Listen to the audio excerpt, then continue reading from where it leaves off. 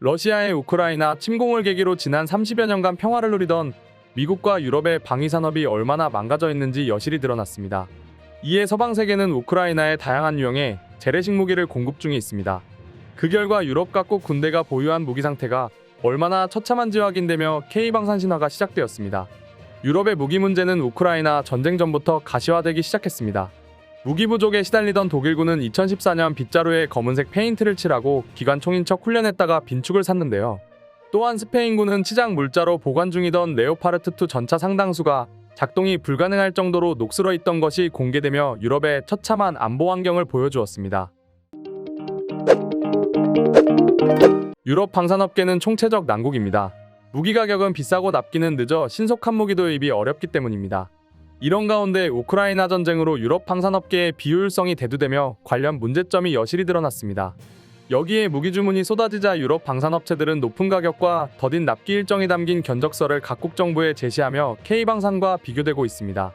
실제로 노르웨이 육군이 발주한 독일제 레오파르트2 전차의 경우 54대에 우리 돈으로 약 2조 5,400억 원이 청구되기도 했습니다. 이는 한 대에 무려 470억 원이 넘는 높은 가격이기도 합니다. 노르웨이는 레오파르트 전차 생산업체인 크라우스 마파이 베크만과 올해 2월 계약했지만 초도 물량은 2026년 이후에나 나올 예정입니다. 그마저도 연평균 10대씩 납품될 것으로 알려졌습니다. 우크라이나 전쟁 전에도 유럽제 무기의 높은 가격과 느린 납기는 유명했습니다. 체코는 2021년 프랑스에 세자르 자주포를 주문했는데 비교적 저렴한 차륜형 모델임에도 52문 도입에 약 5,022억 원이라는 금액이 산정되었습니다. 한 문에 96억 원 넘는 가격으로 K9 자주포와 비교한다면 약 2배가량 비싼 모델인 것입니다. 그리고 세자르는 트럭 위에 포를 얹어놓은 구조라 대포병 사격에 대단히 취약합니다. 전투원과 포탑 모두 방탄포탑으로 보호가 가능한 K9 자주포와 비교되는 구시대적 모델입니다. 그럼에도 불구하고 체코는 2024년 이후에나 초도 물량을 인수할 수 있을 것으로 예상됩니다. 이러한 점으로 인해 나토 최전선 국가인 폴란드가 지난해 한국으로부터 무기를 대량 구매한 이유도 여기에 있습니다.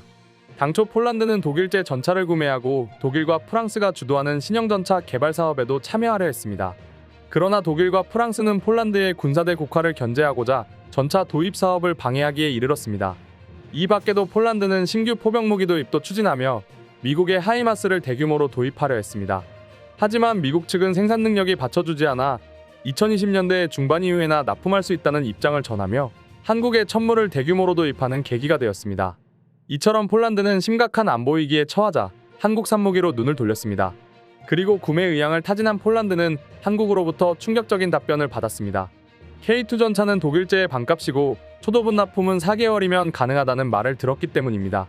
이에 폴란드는 지난해 8월 1차 물량 180대 도입 계약을 체결했습니다. 그리고 같은 해 12월 폴란드는 K2 전차의 초도분을 실제로 납품받았습니다.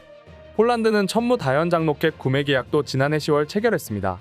단순 생산이 아니고 폴란드 장비와의 시스템 통합 후 납품이라는 복잡한 조건이었는데요. 그럼에도 한국은 폴란드 측이 자체 생산한 차체와 사격 통제 시스템을 넘겨받은 지 2개월 만인 7월 완성품을 출고하며 감탄을 불러일으켰습니다. K방산의 놀라운 납품 속도전은 전투기도 마찬가지입니다. 한국은 지난해 9월 계약이 체결되고 10개월 만에 FA-50GF 초도 물량을 폴란드에 납품했습니다. 통상적으로 전투기 인도에는 최소 3년이 걸리는데 한국은 불과 1년도 안 되어 전투기를 납품해 글로벌 방산업계의 찬사를 받았습니다.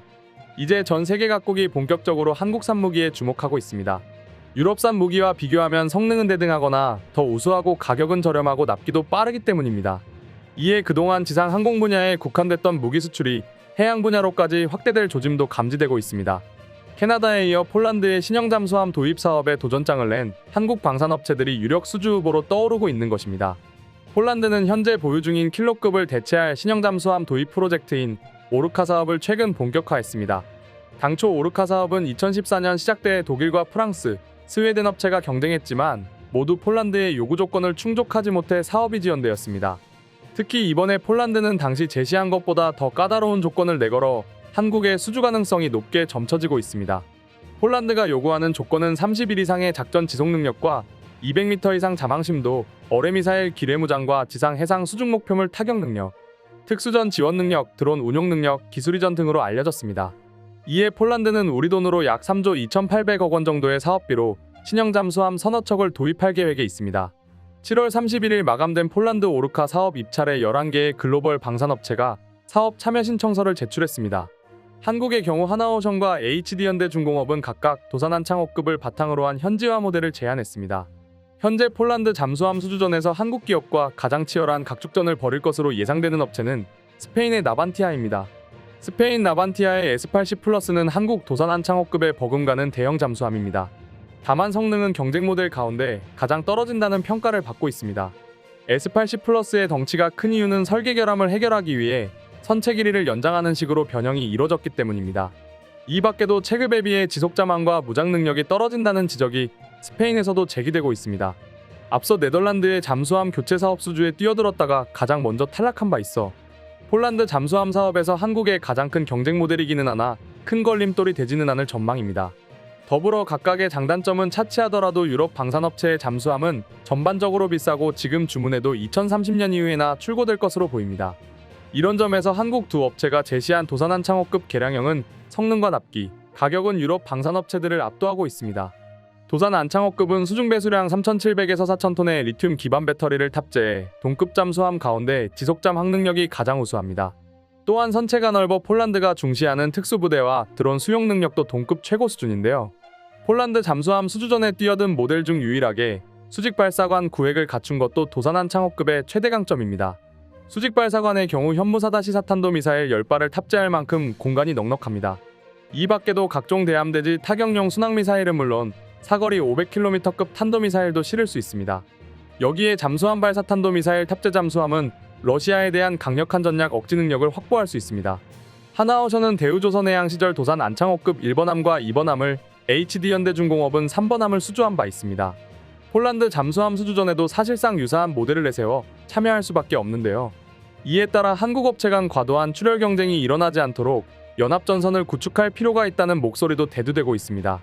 그럼 지금부터 폴란드가 한국산 무기를 도입할 수밖에 없었던 이유를 알게 된 외국인 반응 살펴보도록 하겠습니다. 폴란드 잠수함 사업도 한국이 가져가겠구나. 유럽은 무기 가격만 비싸고 성능은 한국산 무기에 한참이나 떨어지니 말이지. 결국 방산시장에서 유럽은 사라지고 빈자리를 한국이 채울 것 같아. 독일산 무기는 유럽에서 완전히 퇴출될 것 같아. 물론 정치적인 이해관계로 퇴출은 안 된다고 할지라도 분명히 입지는 줄어들 거야. 무기가 인도되는 속도가 너무 느리니 말이지. 그래서 아마도 한국산 무기와 더 많이 비교되고 말 거야. 나는 미국의 하이마스보다 한국의 천무가 더 강력하다고 생각해. 화력과 기동성에서 하이마스를 압도하고 있으니 말이지. 정말 한국이라는 나라는 생각할수록 대단하다니까. 또 한 번 한국이 전 세계를 공포 속으로 몰아넣겠어. 나는 솔직히 우크라이나 전쟁 전까지는 한국의 무기가 우수한지 몰랐는데 너무나 놀랐어. 불과 수개월 만에 많은 무기가 폴란드로 건너가서 말이야. 한국이 강한 무기를 만들 수 있는 건 휴전국가기 때문이지. 그래서 생산력도 빠르고 말이야. 한국이라는 나라는 알면 알수록 대단하다니까. 한국은 잠수함도 잘 만드니까 결국 폴란드 잠수함도 한국이 만들겠지.